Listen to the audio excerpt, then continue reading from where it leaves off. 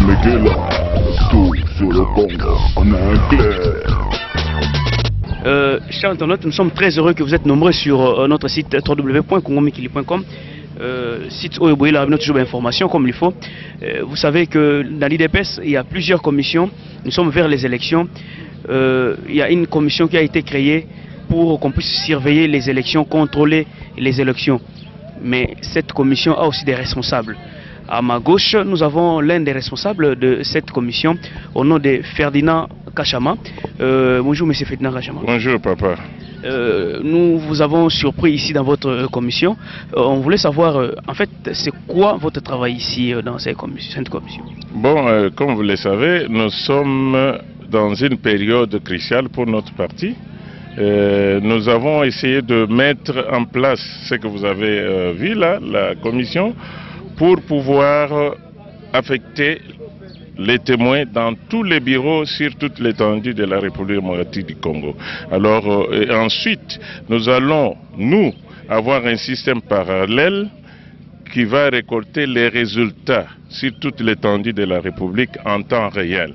Donc, nous aurons nos résultats réels sur toute l'étendue de la République que nous allons nous publier au moment voulu. Nous n'allons pas attendre Ngoï Mulunda avec sa commission, puisque nous aurons les mêmes résultats et nous allons les publier de notre part. C'est notre devoir. C'est-à-dire que vous allez surveiller les élections par rapport à l'IDPS, mais une chose est vraie est que, comme vous le dites souvent, qu'il y a des tricheries qui sont préparées déjà en avance.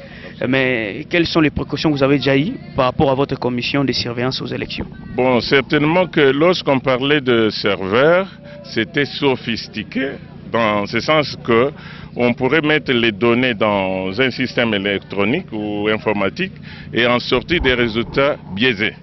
Alors maintenant qu'il n'y a pas de serveur, comme vous avez vu là, nous avons enregistré des témoins pour chaque bureau et étant donné que les bureaux se transformera en un centre de dépouillement, ce qui veut dire que nos témoins vont avoir les résultats.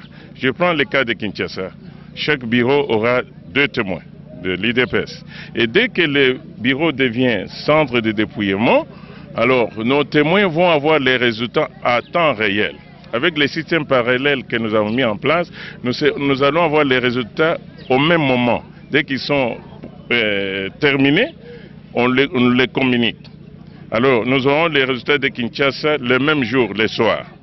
Et de l'intérieur également le même jour. Alors, ça va dépendre de nous de pouvoir les publier quand nous voudrions. Et c'est ce que nous allons faire. Cher Antoine, comme vous le savez très bien, Congo Mikili a toujours fait des efforts pour faire des enquêtes et puis chercher les informations à la source. On nous a dit qu'il y a régularité, on nous a dit aussi qu'il y a des bureaux fictifs, mais nous avons besoin qu'on puisse avoir la preuve à l'appui pour qu'on puisse nous dire si réellement il y a des bureaux fictifs. Mais ici avec moi nous avons notre frère qui est à côté et qui nous montre des éléments fictifs, des bureaux que la CENI a publiés. Bonjour papa. Bonjour. Est-ce que vous pouvez aussi nous montrer si réellement il y a des bureaux fictifs par rapport à ce que vous avez comme information? Bon, bureau fictif ou pas, je ne sais pas. Moi, j'appelle des incohérences de la part de la CENI. Okay. Par exemple, si nous sommes à la commune de Kisenso, hein, ça c'est la cartographie CENI. Nous avons ici au numéro centre de vote 10 222, EP5 Bikanga, avenue de la Paix numéro 77, où nous avons 10 bureaux de vote. Mais le même EP5 Bikanga 10 227 qui revient à la même adresse avec 24 bureaux de vote. On se demande si c'est la même école ou quoi, parce que c'est la même adresse. Hein, nous trouvons que ça c'est une incohérence. Si nous allons plus loin, à la commune de Matete... Cette incohérence au moins ajoute des bureaux quand même. Beaucoup de bureaux, parce que non, ici... Pour Kisenso, ça ajoute comme si des bureaux. Les nombres de bureaux sont là. Ici nous avons 24 bureaux et de l'autre côté nous avons 10. Ça fait 34 bureaux. Exactement. Fois le nombre de bulletins, hein, faites les calculs. Bon, ici nous sommes à Matete. Nous avons au numéro 10 441, complexe scolaire Nzama. C'est sur la 7e rue à Debonhomme. Cette parcelle a été vendue et elle est occupée par des gens qui ont construit des maisons d'habitation. Bon, et le centre revient ici avec un bureau. Et nous avons été à l'école Ménonite, qui est un centre des bonhommes où on nous signale 32 bureaux de vote. Mais cette école n'a que 11 salles de classe. On se demande où est-ce qu'on va loger les autres bureaux. Voilà un peu ce que nous appelons, à titre illustratif, ce que nous appelons des incohérences de la part de la CENI. Mais il y en a beaucoup. Nous n'avons pas fouillé ou parcouru tous les documents que nous avons en main, mais nous avons une équipe qui est sur place qui s'y attelle. D'accord, merci beaucoup. Chers internautes, Congo Mikili continue toujours ses enquêtes par rapport à la commission de surveillance des élections. Nous avons maintenant le président à côté de nous qui va essayer un peu de nous parler de tout ce qu'ils ont eu peut-être comme difficulté jusque-là et comment ça se passe leur commission, puisque avant nous étions avec les vice-présidents, maintenant c'est avec le président que nous allons conclure notre enquête. Bonjour monsieur le président Benjamin. Oui, mais bonjour, merci beaucoup. On voulait savoir un tout petit peu par rapport à votre commission de surveillance des élections. Nous avons eu l'occasion de discuter avec le vice-président. Il nous a dit que vous allez publier aussi vos résultats par rapport à ce que vous allez faire comme travail.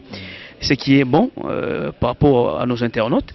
Mais nous avons besoin aussi de savoir quelles sont les difficultés. Est-ce que vous avez déjà le cartographie? Est-ce qu'il y a tous les bureaux des élections ou des bureaux de vote?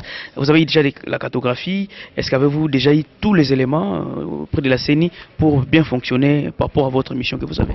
Oui, c'est-à-dire qu'il y a les petits problèmes qu'on a eus, c'est parce que la CENI nous a fourni de l'information en retard. La cartographie n'a été disponible pour nous que le samedi passé. De même, les formulaires d'accréditation des témoins, nous l'avons obtenu aussi le samedi. Mais cependant, quand on allait sur le site de la CENI, ils donnaient un renvoi sur un lien où on devait trouver ces informations-là, mais qui n'étaient pas du tout disponibles. De notre point de vue, nous pensons que la CENI a fait exprès pour nous mettre un peu dans une situation de difficulté logistique pour nous préparer et présenter nos témoins et les positionner dans tous les bureaux de vote. Mais qu'à cela ne tienne, nous on se bat, nous savons que c'est de bonnes guerres, ils font la guerre à leur façon, mais nous organisons aussi, comme vous pouvez voir, nous avons notre équipe qui est constituée et qui est en train d'enregistrer nos témoins, enfin, de remplir les formulaires d'accréditation de témoins.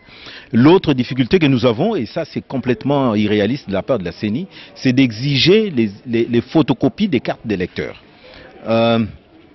Il y a déjà un formulaire qu'on doit remplir où ils exigent la date de naissance et le lieu de naissance, mais ils exigent encore la photocopie de la carte d'électeur. Pour la ville de Kinshasa, peut-être le problème ne se pose pas. Mais quand on pense, parce que nous, notre mandat, c'est sur toute l'étendue de la République, il y a des endroits, hier nous avons reçu un appel du Haut-Ubangi, où il disait, il n'y a pas de photocopieuse, il n'y a pas du courant, et le président de la CENI refusait d'accepter leur demande d'accréditation parce qu'ils n'avaient pas de photocopies. Donc on était obligé de faire intervenir des observateurs, la MONUSCO, tout ça. Jusqu'aujourd'hui, je n'ai pas encore reçu écho de ce dossier-là. C'est juste pour dire que des fois la CENI fait des demandes irréalistes, tout en sachant qu'on ne pourra pas les atteindre, mais pour eux c'est peut-être une façon aussi d'arriver à atteindre leurs objectifs, je ne sais pas lesquels. Ils doivent comprendre que dans un pays où le courant est un luxe, dans un pays où la photocopieuse ne s'est pas donnée à tout le monde, demander à 63 865 personnes enrôlées comme candidats, parce que c'est le nombre de bureaux de vote, demander à ces gens-là d'amener des photocopies. Nous nous demandons même comment ils vont faire pour classer tout ça dans leur bureau de vote. Mais nous allons nous battre pour essayer d'amener tout ce qu'ils demandent. Mais vous avez vérifié si réellement ces bureaux-là sont des bureaux, je dirais, réels, puisque à un moment donné, nous avons discuté avec le président Alexis Moutanda et il nous a dit qu'il y a des bureaux fictifs aussi parmi la liste ou dans la liste qu'a publiée la CENI. Oui, bon, il y a des bureaux, c'est-à-dire que nous avons envoyé aussi une de nos équipes sur le terrain pour aller faire une inspection. Il est arrivé des avenues qu'on n'a pas trouvées. On verra même sur la cartographie qui est publiée par la CENI, des bureaux où on dit adresse à déterminer.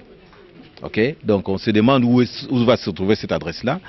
Mais il y a aussi des endroits où on a trouvé des adresses, une avenue sur, je pense, à Makala, l'avenue Foire numéro 8, que jusqu'à présent, nos investigateurs sur le terrain n'ont pas trouvé. Une avenue complète.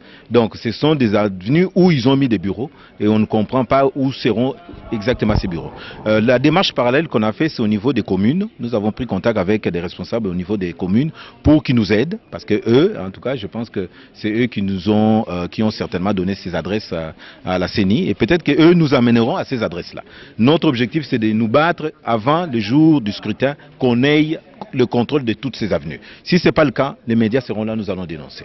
Oui, il y a certainement des bureaux fictifs, mais nous craignons que la CENI ait des adresses que nous ne connaissons pas. C'est pour ça que nous attendons, nous continuons nos enquêtes. Nous avons trouvé des bureaux fictifs, mais nous continuons nos enquêtes, mais maintenant avec les autorités de la place. Si les autorités sont capables de trouver ces adresses-là, donc le caractère fictif de ces adresses-là sera confirmé. D'accord, merci beaucoup, chers internautes. Je crois que vous êtes maintenant servis et vous êtes aussi édifiés par rapport à tout ce que nous avons eu comme information de la commission de surveillance électorale ou des élections ici à l'IDPS. Merci, nous aimons bien Santé de Fer à vous. Nous disons aussi merci à Kios Colorado pour ces images. Nous aimons bien. Tout sur le Congo, on a un clair.